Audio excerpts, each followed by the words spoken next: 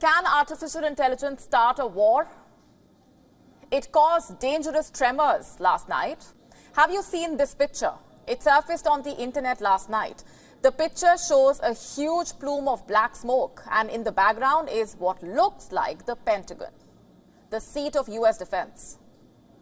Bloomberg feed, by the way, shared this picture. The tweet read, "Large explosion near the Pentagon complex in Washington, D.C. Initial report."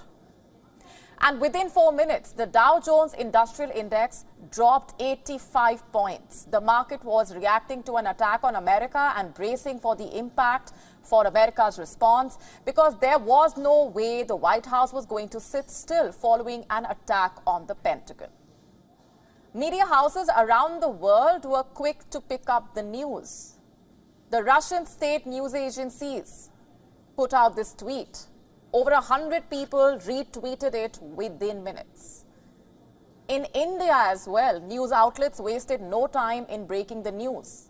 Word spread like wildfire, and it was accompanied by the fear of the unknown. And there were multiple questions. Who had attacked America? How many people had been injured? Were there deaths? And will more attacks follow?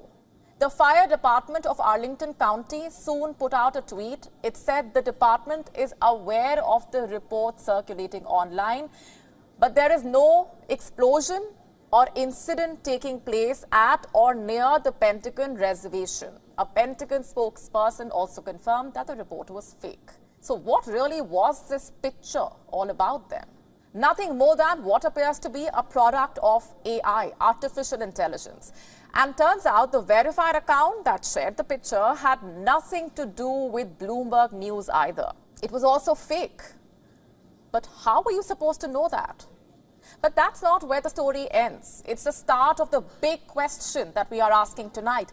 Can artificial intelligence start a war? I know what some of you may be thinking. The people on top will do due diligence before sounding the war beagle and responding to such reports. Sure, in theory, they should.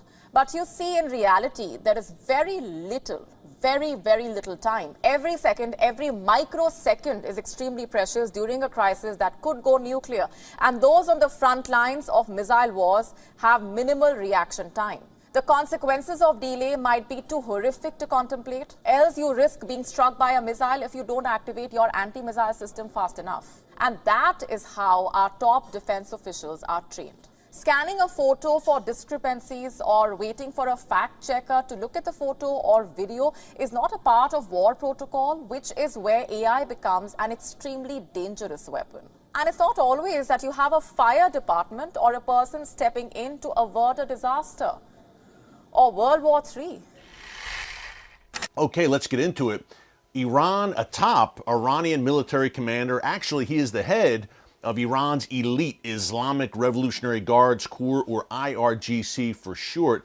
His name is Hossein Salami. Yes, his last name is really Salami, but he made remarks on Friday that were a bit of an eye-opener. They should have been, at least. Now, Salami said that the goal of the Iranian regime is to push the U.S. out of the Middle East entirely, completely. He talked again about Qasem Soleimani, that Iranian terror master who was eliminated in January 2020. And Salami said, we are still seeking revenge against the United States for Soleimani's death, and we will get our revenge, and we will deal the U.S. a final blow. Folks, look, he's clearly taking, and his regime, the Iranian regime, they are clearly taking active steps to make that threat a reality, as we have reported many times here on the newscast. The Iranian regime now, since Joe Biden took office in January 2021, has carried out close to, or at least 80 attacks against U.S. forces in Iraq and Syria.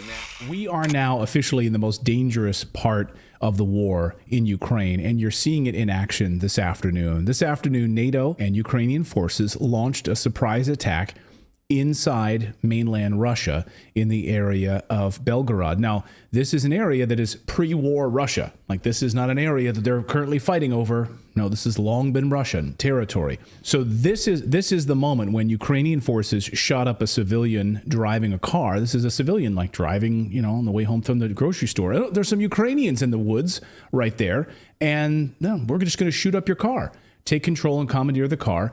And they were also setting up anti-tank defenses in this area. So here is an American US M1224, a Max Pro MRAP. This was one of the many vehicles that they were using. This is United States. And this was confirmed. You can see videos out of people's windows. They're terrified because they're looking out and they're seeing American armored vehicles with Ukrainian and NATO forces standing there shooting people up. Unbelievable. That's like a real-life Red Dawn. Families look around for anything they can salvage from the destruction. 3 Palestinians were killed, and at least 7 others were injured when Israeli security forces raided the Balata refugee camp in the city of Nablus in the occupied West Bank. Dozens had to be treated for tear gas exposure. We were sitting and then we heard the sounds of gunshots. I took my daughters and we moved to a safe corner away from the windows. The soldiers were in front of our house until suddenly they left. 10 minutes later, most of the house was blown up. They came to our home and set explosive devices, but they didn't notify my family who were inside. They wanted to destroy my uncle's house, which is next door. They set explosive devices without notifying or asking people to leave the house. Local news agencies say Israeli forces reportedly blocked the camp's road with bulldozers to prevent ambulances from entering the area.